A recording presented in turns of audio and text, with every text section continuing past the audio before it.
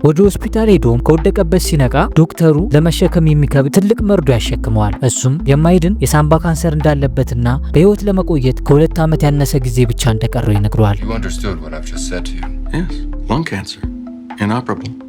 ግን ዋልተር ዋይት ለቤተሰቡ በጣም አሳቢ ከመሆኑ የተነሳ በቀላሉ ተስፋ አልቆረጠም። እናም ባለችው ቀሪ ጊዜ አሪፍ ገንዘብ ሰርቶ ለቤተሰቡ ቀሪ ጊዜ ህይወት ያማረ መሆን ጥሩ ስራ ለመስራት ይወስናል። ለመስራት ያሰበው ስራ ደግሞ የኬሚስትሪ ጥበቡን በመጠቀም በውድ ዋጋ የሚሸጡትን አደንዛዥ እጾች መቀመም ነበር። ስለዚህ በዚህ ቆራጥ ውሳኔ ወስኖ አደንዛዥ እጽ ለመቀመም ቅድመ ሁኔታዎችን መቃኘት ይጀምራል እና ይህ ንግድ እንዴት እንደሚሰራ ደግሞ ለማወቅ በዲኤ ውስጥ የሚሰራውን አማቹን ሃንክን መከታተል ይጀምራል። ዲኤ ማለት የአሜሪካ ፌዴራል ፖሊስ አይነት ሲሆን የአደንዛዥ እጽ ወንጀሎችን የሚከታተል ዲፓርትመንት ነውና አማቹ ሃንክ በዛ ነበር የሚሰራው። እናም እሱ የሚሰራውን ከተከታተለ በቀላሉ ይህ ንግድ እንዴት እንደሚሰራ መረዳት ይጀምራል ማለት ነው። እናም አማቹን ሃንክን በሚከታተልበት ወቅት የቀድሞ ተማሪ ሆኖ አሁን ግን ትምህርቱን ያቋረጠው ጄሲ ፒንክማን የተባለው ተማሪው ከዲኤዎች ለማምለጥ ሲል በመስኮት ሲዘል ያየዋል። ከዛም ዋልተር ማታ ላይ ጄሲ ፒንክማንን ለማግኘት ወደ ቤቱ ሄድና እሱ ባለው እውቀት አደንዛዥ መድኃኒቱን እንደሚቀመምና ጄሲ ደግሞ እንዲሸጥ ከስምምነት ላይ ይደርሳሉ።